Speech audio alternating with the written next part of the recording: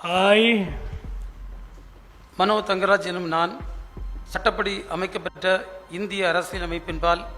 உண்மையான நம்பிக்கையும் மாறா பற்றும் கொண்டிருப்பேன் என்றும்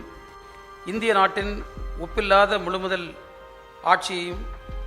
உரிமையையும் நிலைநிறுத்துவேன் என்றும் தமிழ்நாட்டு அரசின் அமைச்சராக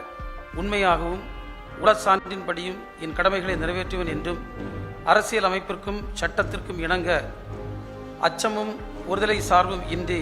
விருப்பு வெறுப்பை விலக்கி பலதரப்பட்ட மக்கள் அனைவருக்கும் நேர்மையானதை செய்வேன் என்றும் உளமாற உறுதியளிக்கிறேன். I, மனோ தங்கராஜ் என்னும் நான் தமிழ்நாட்டு அரசின் அமைச்சர் என்ற முறையில்